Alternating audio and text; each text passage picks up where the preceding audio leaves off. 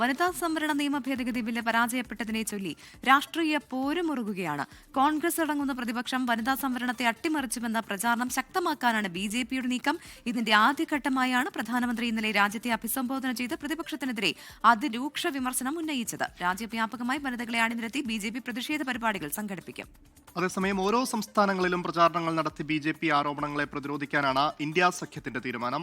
അച്യുതനുണ്ട് ഡൽഹിയിൽ നിന്നും. അച്യുതൻ, ഇതിപ്പോൾ സഭയിൽ ബില്ല് പാസ്സായില്ലെങ്കിലും സഭയ്ക്ക് പുറത്ത് പ്രതിപക്ഷത്തിനെതിരായി അവർ വനിതകൾക്കെതിരാണ് എന്നുള്ള രീതിയിലുള്ള വലിയ പ്രചാരണം നടത്താനാണ് കേന്ദ്ര സർക്കാരിന്റെ അല്ലെങ്കിൽ ബിജെപിയുടെ നീക്കം. പ്രധാനമന്ത്രിയുടെ ഇന്നലത്തെ അഭിസംബോധന തന്നെ അതിന്റെ ഒരു ആദ്യ ചൂടുവെപ്പായിരുന്നു. പക്ഷേ അതിനെ പ്രതിരോധിക്കുക എന്നുള്ളതാണ് ഇന്ത്യ സഖ്യത്തിന്റെ നീക്കം. പ്രത്യേകിച്ച് 2 സംസ്ഥാനങ്ങളിൽ നിയമസഭാ തെരഞ്ഞെടുപ്പൊക്കെ നടക്കാനിരിക്കെ എങ്ങനെയായിരിക്കും ഈ ഭരണ പ്രതിപക്ഷം ഇക്കാര്യത്തെ നേരിടാൻ പ്രതിരോധിക്കാനൊക്കെ ഒരുങ്ങുന്നത്?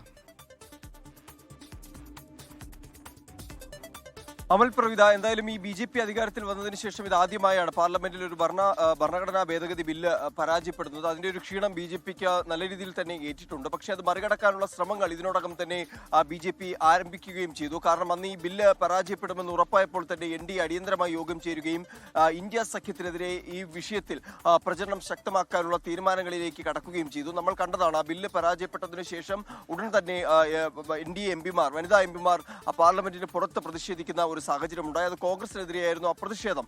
നിലവിൽ ഇപ്പോൾ അതായത് രാജ്യത്തെ സ്ത്രീകൾക്കെതിരെയാണ് ഇന്ത്യ മുന്നണി, അതിൽ കോൺഗ്രസ് നേതൃത്വം നൽകുന്ന ഇന്ത്യ മുന്നണി എന്ന രീതിയിലുള്ള പ്രചരണം ശക്തമാക്കാനാണ് ബി.ജെ.പിയുടെ തീരുമാനം. അതിന്റെ പ്രാരംഭഘട്ടത്തിലാണ് ഇന്നലെ പ്രധാനമന്ത്രി രാജ്യത്തെ അഭിസംബോധന ചെയ്തുകൊണ്ട് തുടക്കം കുറിച്ചത്. അതിൽ കോൺഗ്രസിനെ ലക്ഷ്യമിട്ടുകൊണ്ടുള്ള നിരവധി വിമർശനങ്ങൾ, സ്ത്രീകൾക്കെതിരാണ് കോൺഗ്രസിന്റെ തീരുമാനങ്ങൾ, നിലപാടുകൾ എന്ന് ആവർത്തിച്ചുകൊണ്ട് പ്രധാനമന്ത്രി രാജ്യത്തെ അഭിസംബോധന ചെയ്തു. എന്തായാലും അത്തരം രീതിയിൽ പ്രചരണത്തെ ശക്തമാക്കിക്കൊണ്ട് ബി.ജെ.പിക്ക് മുൻപിലുള്ളത് തമിഴ്നാട്, ബംഗാൾ തെരഞ്ഞെടുപ്പുകളുണ്ട്. അവിടെ ഇത് ഏറ്റവും കൂടുതൽ ചർച്ചയാക്കാൻ കഴിയുന്ന ഒന്ന് ബംഗാൾ തെരഞ്ഞെടുപ്പായിരിക്കും. പക്ഷേ അവിടേക്ക് ഇതിനെ കൊണ്ട് ഇത്തരം പ്രചരണത്തെ എത്തിച്ചുകൊണ്ട് ഈ തെരഞ്ഞെടുപ്പിൽ ബി.ജെ.പിക്ക് ഇതുമായി ബന്ധപ്പെട്ടുള്ള നേട്ടങ്ങൾ കൈവരിക്കാനാകുമെന്നൊരു കണക്കുകൂട്ടലുമുണ്ട്. പക്ഷേ കോൺഗ്രസ് ആകട്ടെ, ഇന്ത്യ മുന്നണി ആകട്ടെ, ഇതിനെ കൃത്യമായ രീതിയിൽ മറുപടി നൽകിക്കൊണ്ട് അവർ വനിതാ സംവരണത്തെ അല്ല എതിർത്തത്, ഈ ഡീലിമിറ്റേഷൻ അല്ലെങ്കിൽ മണ്ഡല പുനർനിർണ്ണയം എന്ന് പറയുന്ന ബി.ജെ.പിക്ക് ഉത്തരേന്ത്യയിൽ നേട്ടം ഉണ്ടാക്കിയെടുക്കാൻ കഴിയുന്ന അവർക്ക് വേണ്ടി ഇത്തരത്തിൽ മണ്ഡലങ്ങളെ പുനർനിർണ്ണയിക്കുന്ന തരത്തിലുള്ള ഒരു തീരുമാനത്തെയാണ് എതിർത്തത് എന്ന രീതിയിലുള്ള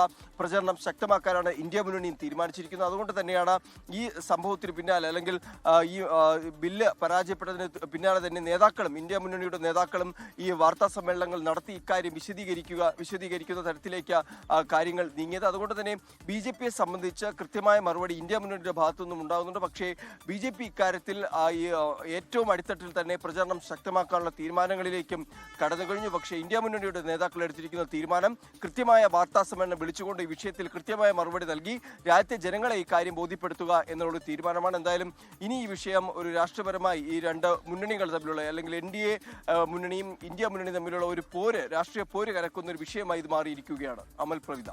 ശരി അച്യുതൻ, എന്തായാലും പാർലമെന്റിൽ വനിതാ സംവരണ ബിൽ പാസ്സായില്ലെങ്കിലും പാർലമെന്റിന് പുറത്തേക്ക് ബില്ലുമായി ബന്ധപ്പെട്ട വിവാദങ്ങൾ ഇപ്പോഴും ചൂടോടുകൂടി തുടരുകയാണ്.